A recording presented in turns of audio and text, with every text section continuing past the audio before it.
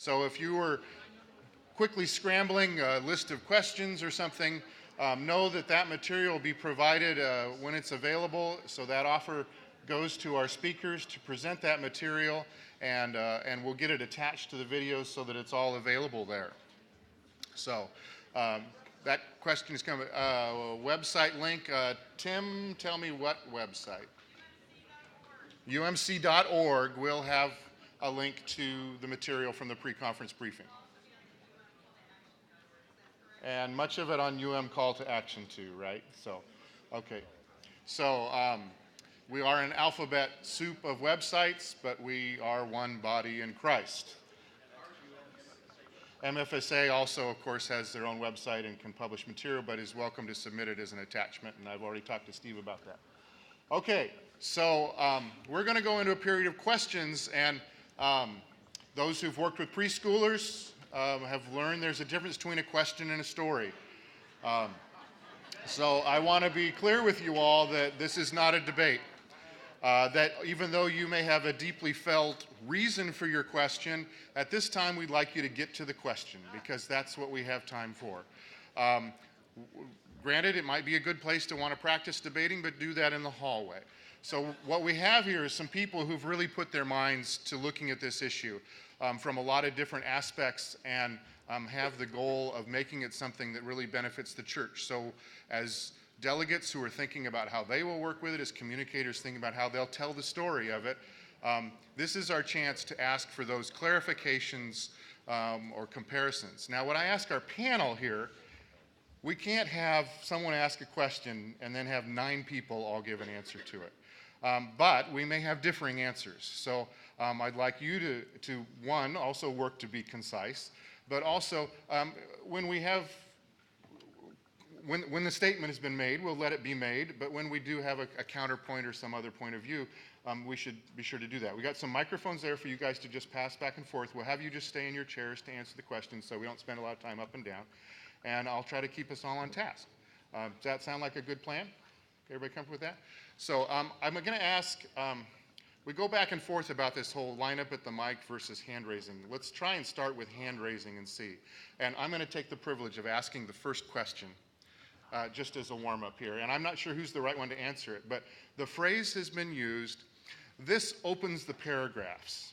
And I'm wondering if someone who's technical about the legislative process wants to give us an understanding of what it means when they say that this opens the paragraphs.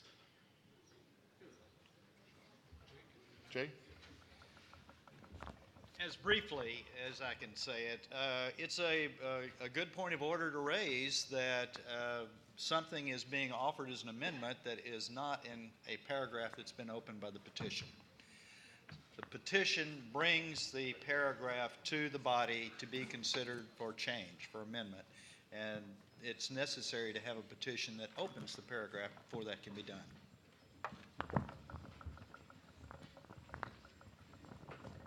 Okay, we're getting our logistics here. Right up front, we have a microphone right back there. And also, please, your name, your conference, and briefly your role here. Edgar Avitia, Rio Grande Conference. Where are the plans, the national plans, the racial ethnic plans going to be placed? It is not clear at all in any of the proposals.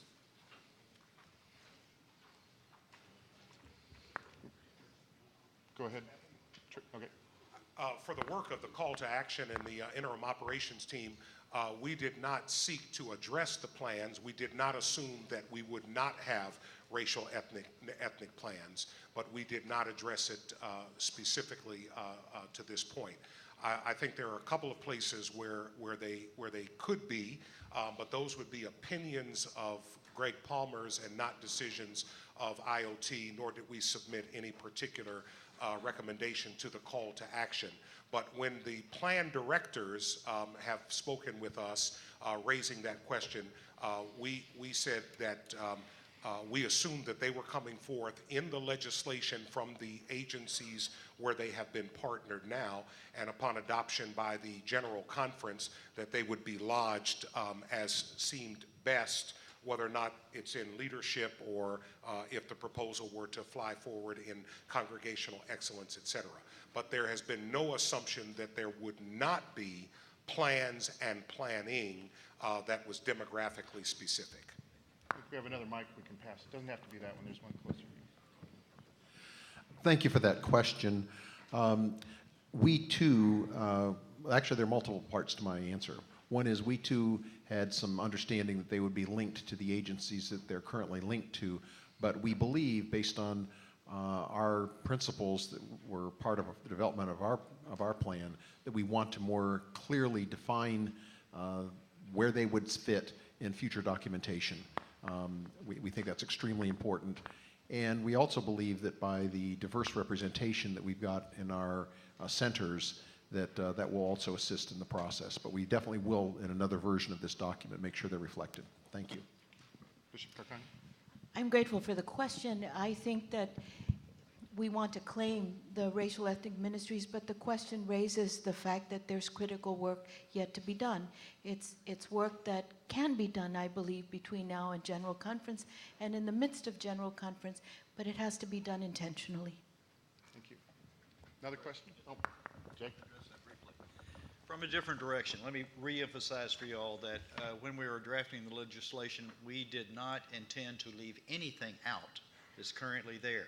I want to make that point, but we're also very concerned about our discipline has become a rigid book of absolutely strict guidelines that must be followed. All the shall nots that Laura mentioned and all that. We have over 100,000 more words than we had in 1972. We, at General Conference, tend to write in everything in much greater detail than it needs to be written. So you will find when you look at the petition for the merger of all the general agencies that the word delete is the word you find most often throughout there. We tried to cut out a great deal of language that we felt should be left to the bodies that are trying to carry out the mandates of General Conference rather than describing them in great detail. We have issues of distrust that we must work with. We've got to talk to each other and continue to emphasize to each other what we're for, including our support of diversity and inclusiveness throughout the church. And we've got to help each other, trust each other to make sure we're going to make these things work for the future, not looking back at the past. Okay, let's go Gray Sweater over there. Name, conference, and role. Steve Zekoff. I'm a clergy delegate from the Wisconsin Conference. My question has to do with accountability for the bishops. When Laura made her presentation, she talked about how we need to be able to move low-performing clergy out of the system. And I think there's two different issues going on for the need for a set-aside bishop and all the debates around that. I don't think that in of itself will create accountability for our bishops. Right now, I don't perceive under the current discipline or any of the proposals I'm reading so far any way that council bishops or a jurisdictional committee on episcopacy could move somebody out of that role in between sessions of the jurisdictional conference. So my question is that issue being addressed, or are we still just going to continue the way that things are?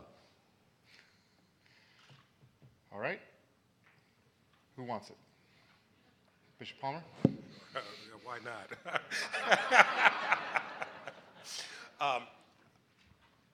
I would say the accountability that we've tried to talk about for bishops has been more directed at how do we get more accountability for aligning the work of bishops around the priorities of the church. For example, if the adaptive challenge should be embraced beyond the groups that have already embraced it and put it before the General Conference as an emphasis, how do we get accountability around getting work done?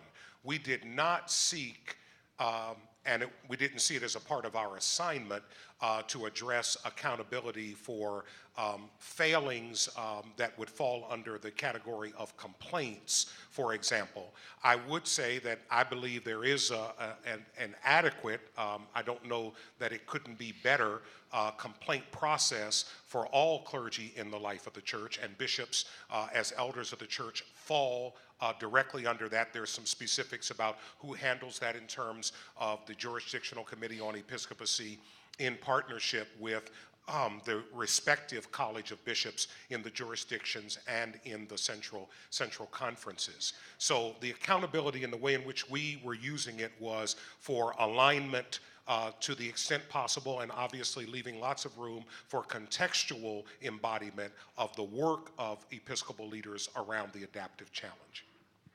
Mary Beth? Yeah, this one down. While this is not in the legislation that the connectional table proposed, we did hear yesterday from the ministry study about the legislation concerning annual meetings of the jurisdictional episcopacy committees around the issue of open itineracy. I serve as a member of the South Central Jurisdiction Episcopacy Committee and have talked with others across jurisdictional lines who also serve on episcopacy committees, and I know there is a great deal of conversation around these issues, and I think perhaps that is where that is a possibility of the episcopacy committees helping to lead us in that conversation across the church. Thank you.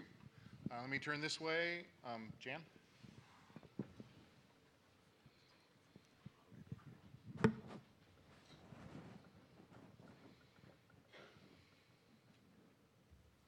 Jan Nelson, lay delegate from Oregon, Idaho. I heard some reference in the first panel to the $60 million that's going to be redirected and where it's going to go. I've not heard anybody talk about where it's going to come from. And it's got to come from somewhere, and I'm interested in who has given some thought to that and what happens next. There may be a number. I want to turn to Bishop John Hopkins, and we had him queued up to respond to a question just like this. Thank you. Bishop? Thanks, Greg. It's long pass across the court. The Council of Bishops and the Connectional Table both realize that the call to action has gotten a lot of traction. People in the local areas say we need to focus on vital congregation because, as said earlier, it's the lifeblood of our church. And where we have vital congregations, the church is alive. When they start fading, then we start asking a lot of questions about bureaucracy. We understand that. So from the very beginning, the Council of Bishops and the Connectional Table says we need to realign resources to support vital congregations. We've also said that happens in annual conferences. At the same time, we wanted to have some reasonable way to deal with the transitions that will be taking place. The proposal basically says that at the beginning of the quadrennium, all of the functions, all of the staff would be related to this in exactly the same. No changes. But in order to get that done, you don't have 1,000 people at General Conference try to parcel everything out. So there was a conversation about, do you take the 603 that's being proposed and carve out 60 million? And we still can do that. We've got time to do that. Connectional Table and GCFA is working on that. Or is it more reason to give the authority to some group on behalf of General Conference and let them see whether there can be cost savings as you look at agency by agency, and that's going to take a little time. So part of the thing is that we clearly would like to have at least 10% shifted. And the question is, do you want GCFA and Connectional Table to come up with a budget and say where that comes from and let General Conference do it? Or do you think it would be more reason to say, look, we know there's going to be cost savings if we have one management of these 9 different program agencies. We have duplications in communications, we have duplications in accounting, there's a lot of things, but there are staff people there and their functions, and that doesn't mean they would all be collapsed. But would you rather have General Conference make those decisions, and then you can't change them for 4 years? Or would you embody some other group to do that? Let me take a personal privilege. Some of you know that I was born in Montgomery, Alabama. On Monday of this last week, part of my devotional, I read through a letter from a Birmingham jail again. Anybody read that letter? When Dr. King was in jail, there was a lot of people asking questions. In fact, there were good Christian folks that were asking him questions about how he was breaking the law and why he was doing that. And there were more questions than answered. The passion in the active bishops in the council, and I would say if their lay leaders of every annual conference stood beside them, their passion is saying, the people we want to reach in the mission field don't care about your questions anymore. We're in a crisis situation in the church. If you've seen Lovett Weems' things about finances, if you look at what's going to happen, the U.S. church needs support from the central conferences, because if we are weakened, they're going to be, we're in this together. At the Council of Bishops, one of our central conference bishops stood up and he said, you know, I don't care whether this benefits us or not. If the U.S. church needs help, I'm for it. So all of us are asking, you know, what will benefit us? And we are all in this together. So the U.S. church, I think, is in a real desperate situation. We can probably keep business as usual maybe 8 more years. And the bishops and their lay leaders, if they were here, they would say, folks, we have to have change. And they would also say something that's difficult to hear. General conference meeting every 4 years with 1,000 people can't put all the details in to make that happen. General conference has got to give authority over to somebody to do it on their behalf. And I wished I had a chance to point by point talk about the questions that have been raised, because we think they're solvable. There are no new powers given to the Council of Bishops in this legislation. None. It says in consultation with, but there's no direct powers given to any other group. It's simply collapsing agencies that are now separately incorporated into one incorporated group, and then that group would report to an oversight group. Thank you. Here.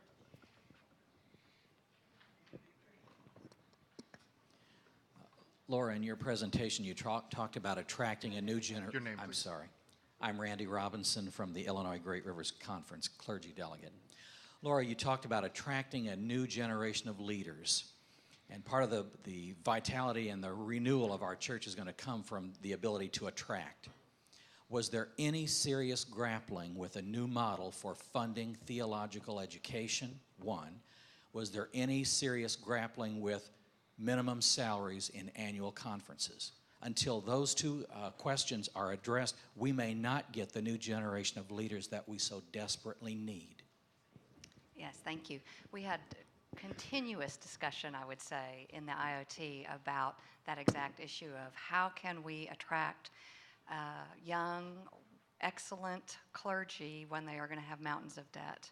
And so much of our discussion was that part of the $60 million could be used to help fund that. There's lots of things that we need to do to be able to find money to help these kids go through school.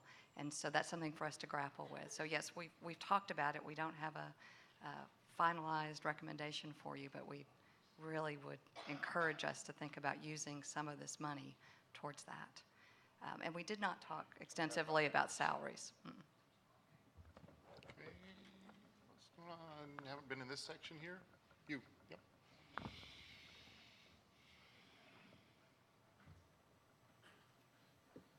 Drew Dyson, I'm from the Greater New Jersey Annual Conference clergy delegate, and I teach at Wesley Seminary. I have a question regarding the CT recommendations, and I'm reading from your report that the Council of Bishops and appropriate general church offices shall oversee the development of curricular requirements for the seminaries, clarify expectations, measure performance, and tie funding to the outcomes.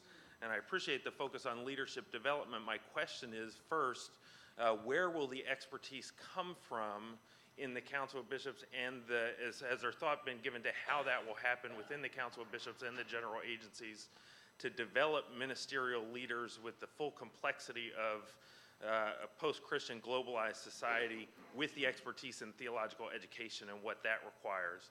So that's the first question. And then the second question related to that is, how will we keep the formation of theological, practical theologians to be ministers in the church from being focused on a metrics, which seems to be based on better management practices? How do we keep it from being focused on theological education for better management as opposed to theological education for the complexity of ministerial leadership. Okay, 2 aspects of theological education. Sure, thank you very much. Let me begin in reverse. With regard to the metrics, our hope, our intention, our dream is not that we would become neurotic about metrics or measurements, but that we would use them as a creative tool that helps us to pay attention to certain ways in which we can experience our well-being and our fullness. It's about more than numbers, but as I've said repeatedly in the life of the annual conference I'm privileged to serve, the numbers do mean something, particularly over trend lines. So so it's less about a snapshot and more about seeing this in video. What are the trends, and what are those trends telling us about how effective we are in reaching the people that we're trying to reach and engaging them in a life in Jesus Christ. So our intention would be to veer away from becoming neurotic about it and see it as a lens or a filter among many lenses or filters that help us to be more effective in doing the ministry that we've been asked to do. Let's With see if we regard- have other comment I'm about the sorry. metrics question I'm sorry. and break those 2 apart. I am working on the Vital Congregations Project, and most specifically on some of the metrics elements.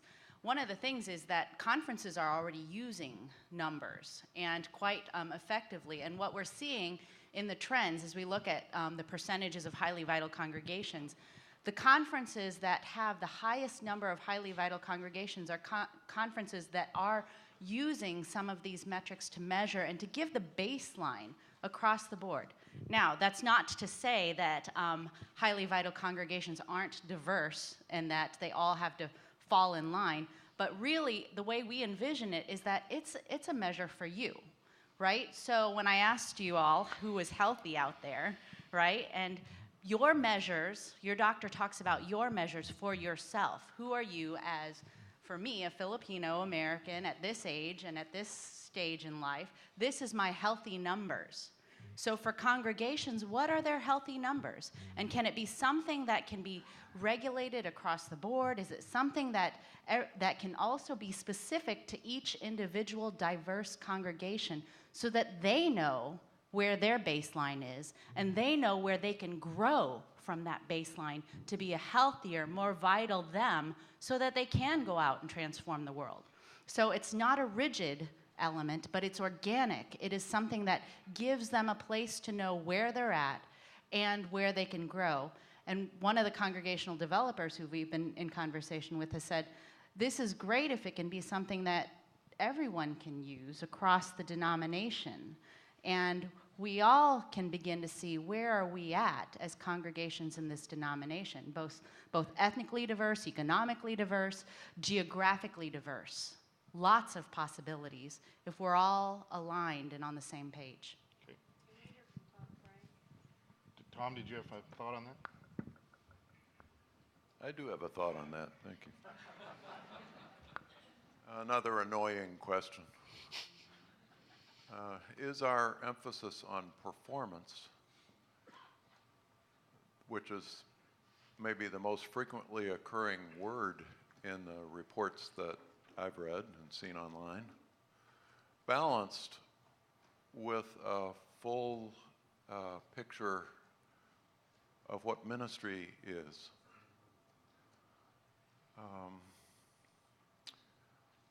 I was ordained to an office.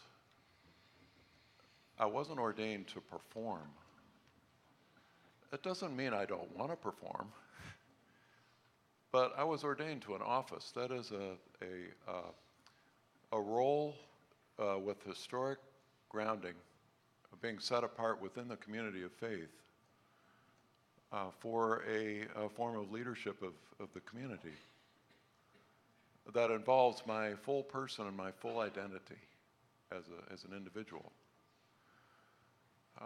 To prepare for that, I got a theological education that addressed Scripture, the full richness of Christian traditions, the Wesleyan heritage, serious study and conversation about what it means to be a Christian disciple in today's societies,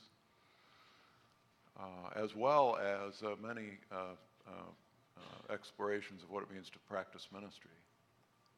And I think that's what we want from theological education.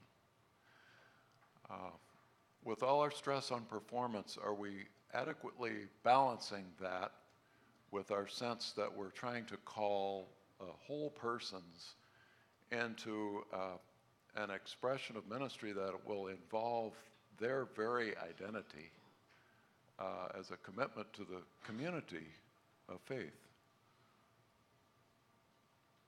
When the word is applied to our seminaries, I get a little confused. I'm not sure what performance measures are supposed to come there. And I think we need a lot more conversation about that. What is it that we expect to happen in this formation for ministry in our seminaries? Bishop Carcano needs to leave because of her flight, but I want to just see if you had a final thought on this subject or another, or else we'll give you our blessing either way, but I didn't want you to not have an opportunity if you want. I find myself resonating with everything that has been said. We in the Desert Southwest Conference are beginning to use the metrics with some resistance from clergy. The resistance is down the line of what Tom has just shared. However, as we begin to walk side by side with our clergy into the metrics and begin to do the analysis, we've learned that so many of us aren't doing the self-reflection and have fallen into real maintenance. And so I believe that if we allow the Spirit to infuse the metrics with that ultimate goal of being faithful to the work that God has given us, it will also share some wisdom for us about how we need to organize our time. Those things that we have been negligent about will begin to surface. And so we're going to give it a good shot. Great. Thank you for your time and have a great birthday. The rest of it. To you, microphone. Happy birthday to you. Happy birthday, dear God. Happy birthday to you.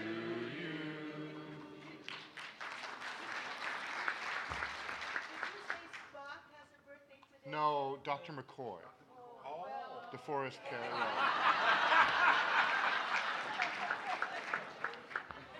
So Tracy wanted to come in I on just have a metrics. very quick comment.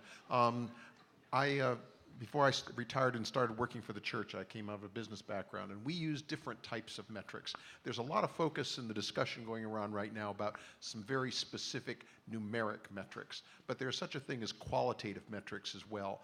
And I think that we ought to give some creative thinking to how that helps us in this process, and not dismiss that too quickly.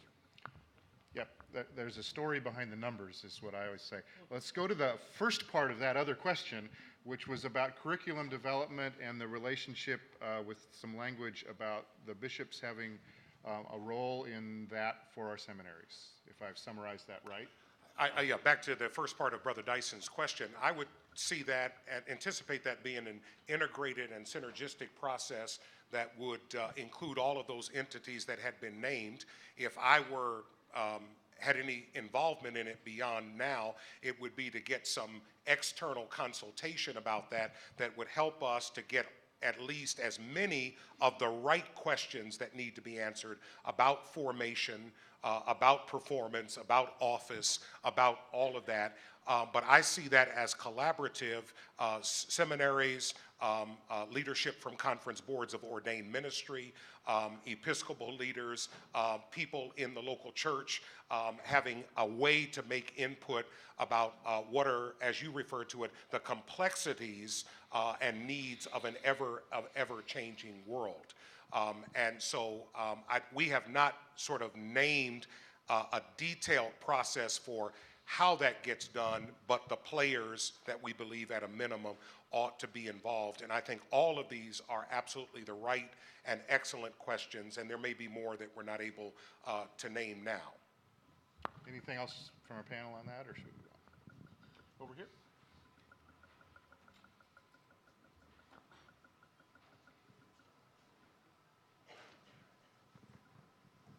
Bill Shillity, clergy delegate in New York. I confess I love numbers and not just the biblical books.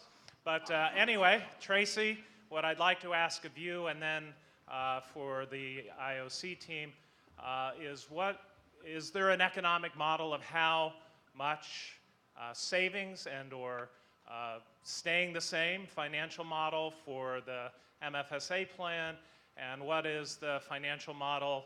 I realize we can't get details on it, but estimations of the cost savings under the call to action plan. Okay.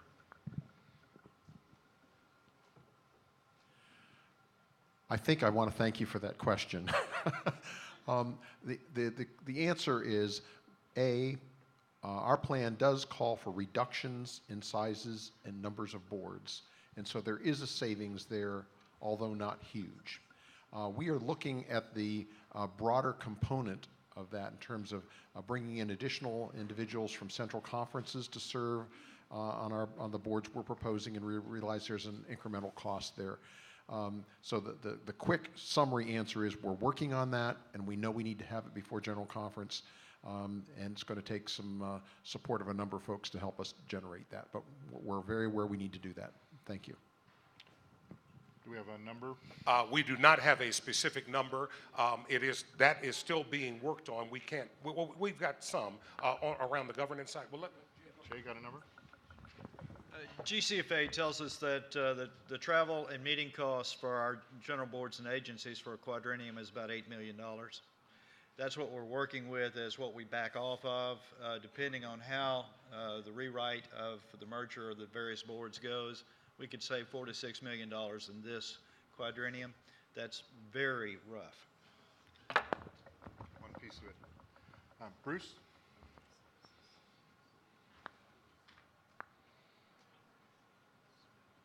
Thank you. Bruce Robbins, a clergy delegate from Minnesota Annual Conference. My question has to do with thinking about the role and authority of General Conference. And let's imagine that the call to action report is adopted as presented. And then let's imagine also that in response to the acts of repentance, the General Conference wishes to increase the funding of the Native American Comprehensive Plan. Two kind of questions coming out of this. One is in terms of the budget for the structure of the church that would need to evolve with the new plan. Does that happen at that General Conference, or like 1968 and 70, does a special General Conference need to be created to figure out this major structure and its budget? And then secondly, will the new structure itself, after General Conference ends, have the option, if it chose that for compelling reasons, to not support the Native American Comprehensive Plan money that was passed at General Conference and be able to redirect it at their choice? Thank you.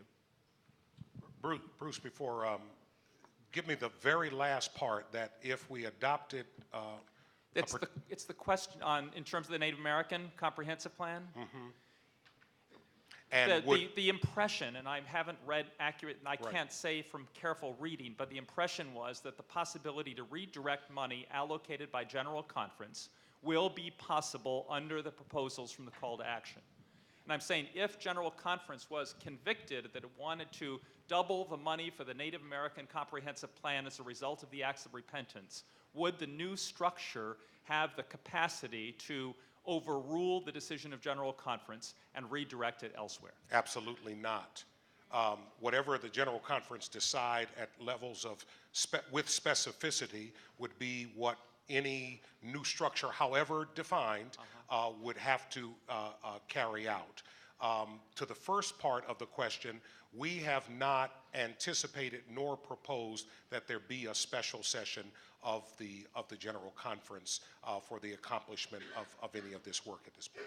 I'm, like many in this room, I'm on the Financial Administration Legislative Committee, and I just wonder how the General Conference can appropriately address this dramatic new structure, which it indeed is, and be able to create a budget before the Friday that General Conference closes.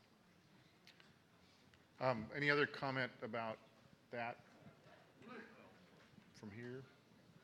Yes, Jay? You want? I don't want to leave that last fearful statement out there without addressing it. The budget that's been written and is being recommended takes this into consideration. GCFA is making plans on that, and they'll talk about it this afternoon, about the various options that are out there. But we're working together on that. CT and GCFA will be meeting again in March, and we'll look again at all that we've learned in the interim. And we're continuing to bring plans together to be sure that when we get to a general conference, we're going to have things to look at that we can work from. We are not going to do it there, okay? I think I need to come back to this side. How about over there?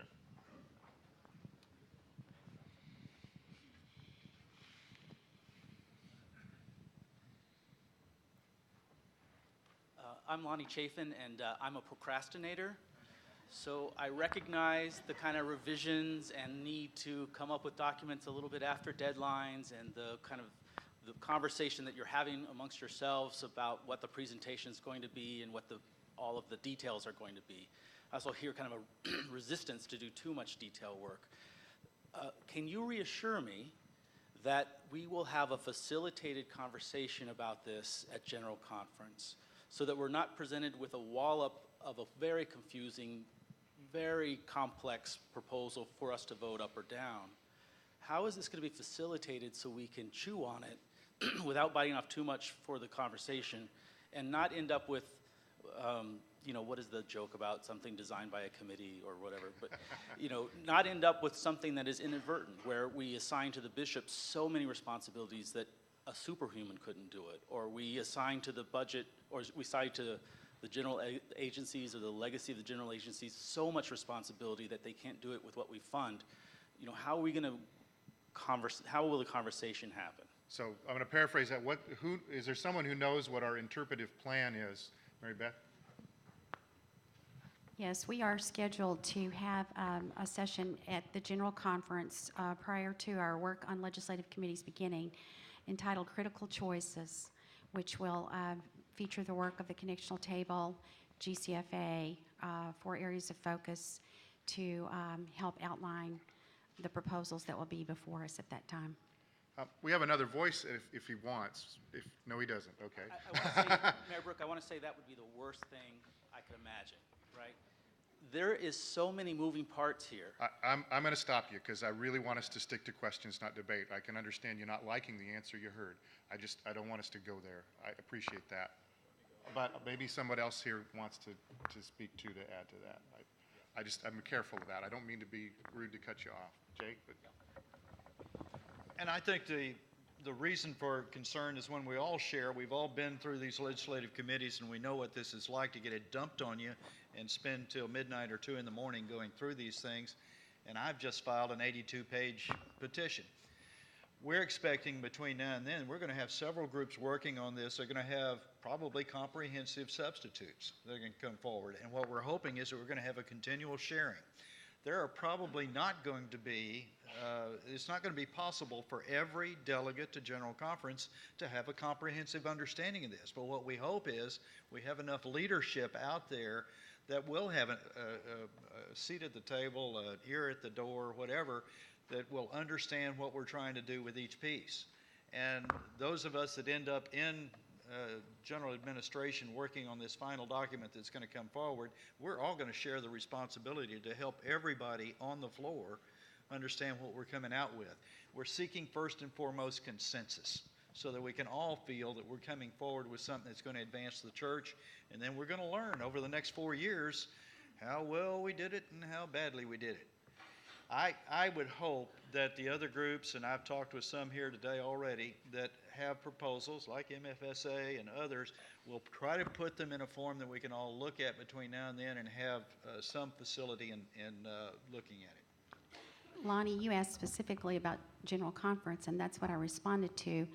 But I would also lift up the many different resources, the conversation that we've continued to try to facilitate across the church, online with blogs. We're trying to there's an expectation that we all study this as we move towards General Conference. Thank you. In purple back here.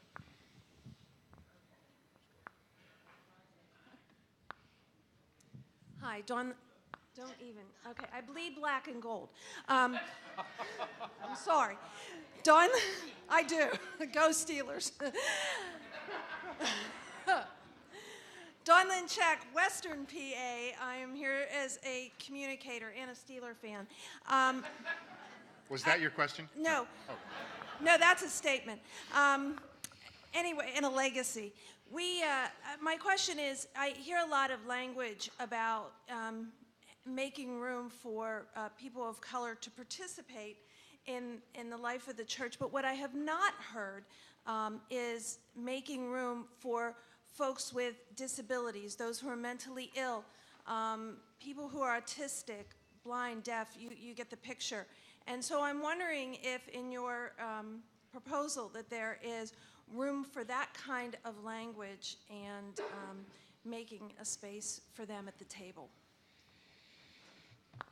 How does the proposal address diversity? We have, in our initial proposal, we said that our historic, not over the full life of all of the predecessor bodies of United Methodism, but over a number of decades, our historic commitments to diversity, we thought was essential in moving forward on any reconfiguration with regard to race and ethnicity and culture, geography, et cetera. And I assume that would include persons who have disabling situations, et cetera.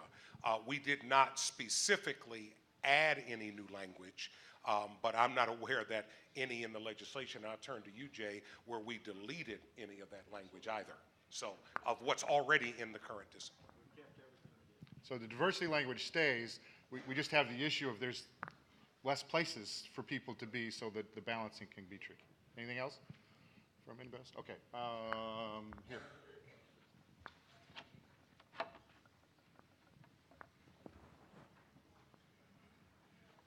Question for clarification from Jim.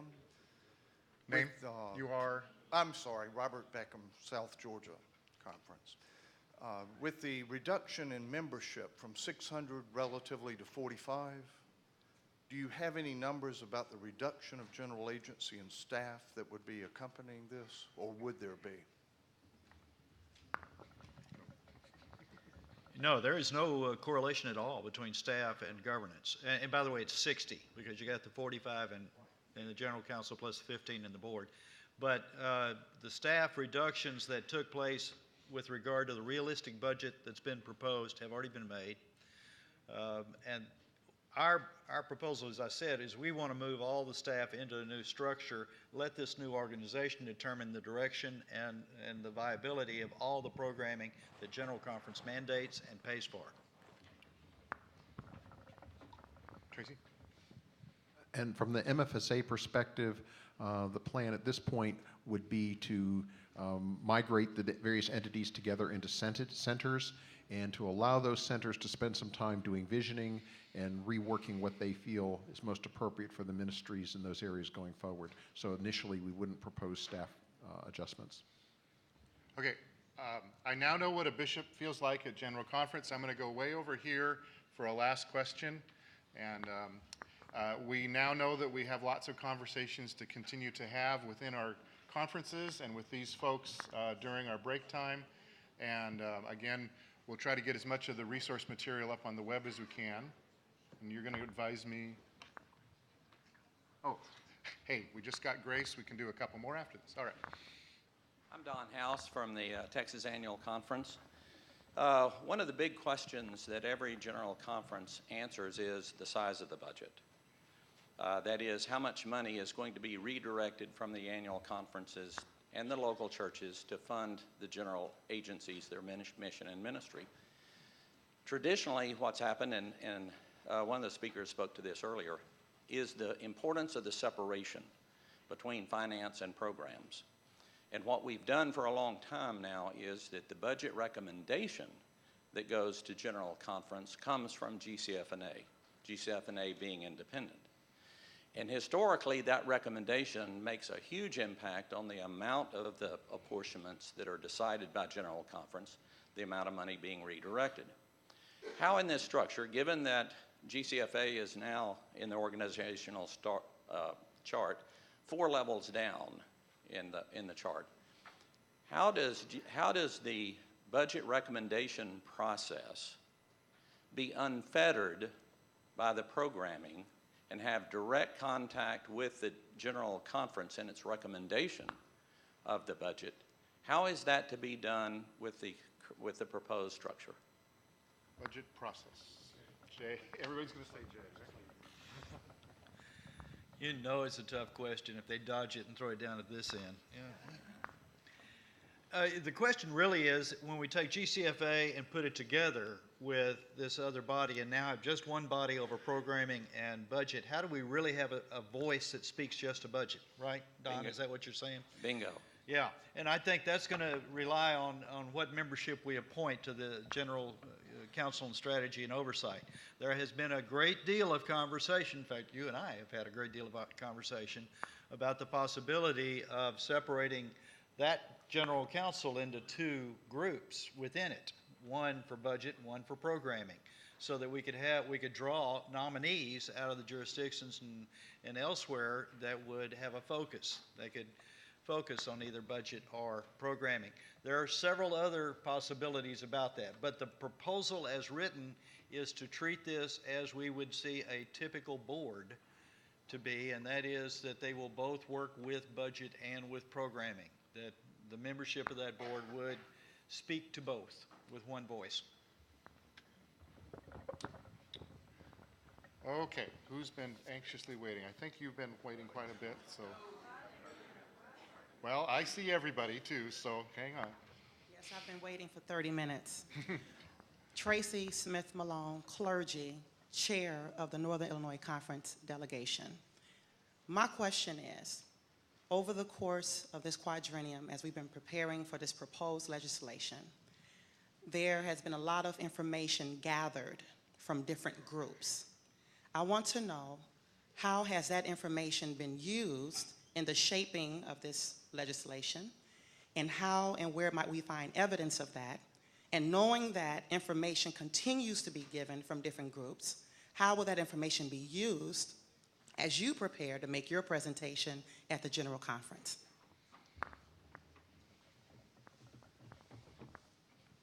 Everybody's nodding that it's a good question. Nobody's jumping at it. It sounds like it's Bishop Palmer or Mary Brooke or... I can answer in terms of how we looked at the information as a committee working on this. We were so blessed to be able to hear from so many voices. We had general secretaries present to us. We had letters and papers sent to us. And literally, if you could see my office, there is a stack that's this high of reading materials. We read books. We talked to a lot of people. We had conference calls. And so all of that was very carefully listened to and preyed upon as we put it into the proposals. I can't answer how it will be handled going forward, but I would imagine it would be the same type of thing. I think, you know, when you think about leadership in this room, how we lead going forward, it's as much how we have the conversation as what we're saying. And so the tone and the way we have the conversation and the ability to really stop and listen, these voices that are speaking are so cherished, really. And can we carefully listen and incorporate that to create a consensus going forward, I think is going to be our challenge. And I don't have a clear answer on an exact procedure. Mary Brooke May for us. Thank you. From the standpoint of the connectional table, we do consider the connectional table is a place for conversation. And so the conversation has been had all across the church, with, as I noted earlier with my introductory remarks, with the Council of Bishops, both of us charged with those responsibilities. But also I would speak to the makeup of the connectional table, who represent all of you. And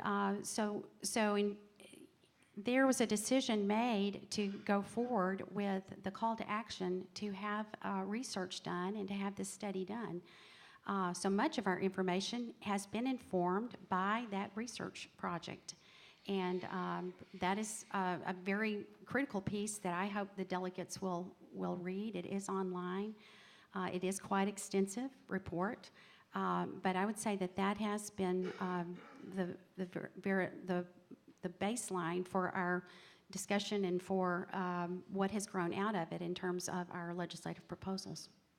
So the call to action report, which is umc.org/call to action. Okay, we have a lobby for someone here. Let's see if we can move forward.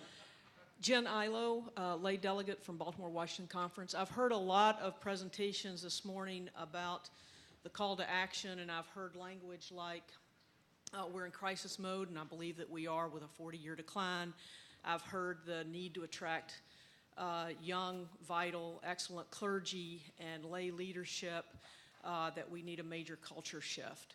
Were there any conversations by any of the groups putting together the call to action about the impact of the church's discriminatory policies against gay, lesbian, bisexual, and transgender people on the decline of the church and our path forward? We did not have specific conversations in terms of the assignment that we were given, which is represented in the recommendations about the demographic that you're pointing to now. Anyone else? Tracy? From the standpoint of MFSA, the whole issue of inclusiveness is something that's very near and dear to who we are as an organization. I see that as being an answer to your question. It's something that we need to address systemically across the whole denomination, and it's part and parcel to the whole issue of inclusiveness across the church. Okay. One more. Here, Margaret.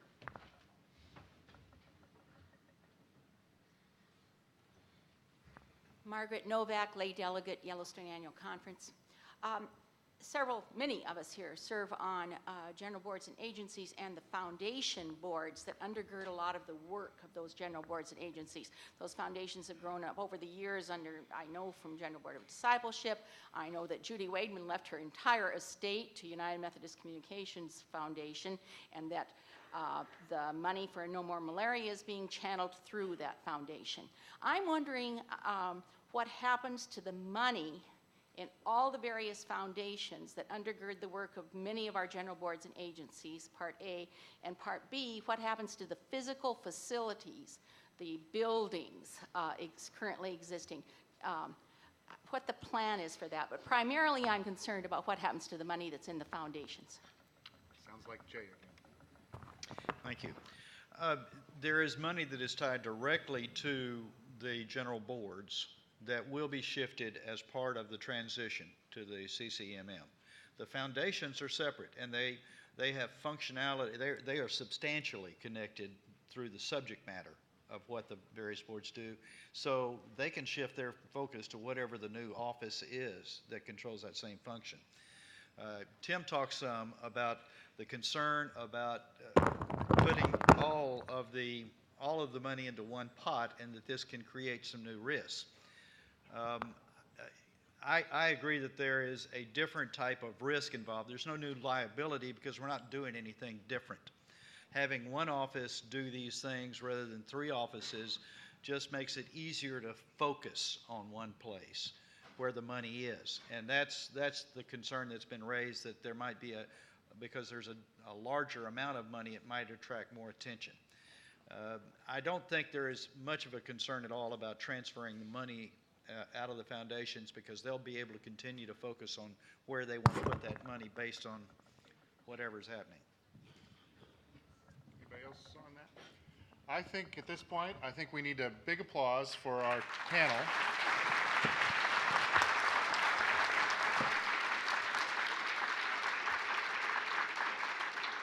My observation here is that we have a group of dedicated servants that are working to make the church do Christ's will, and although we look at that from different perspectives, the hearts are pure. So I thank you for all your time here today and the work you've done. The logistical information is that waiting for you in the hall is a box lunch, and this is another opportunity for you to really focus some attention in the rooms that have the issue groups and get information from them, to network with each other, and those sorts of things. Tim, are we back here next? Okay, so at 1:30 we reconvene in this place, Oh, and if you hold your seats just a moment, Art, you're coming to bless our food, Art. Art McClenahan from Iowa is going to offer a blessing, and then we'll be dismissed. Thank you.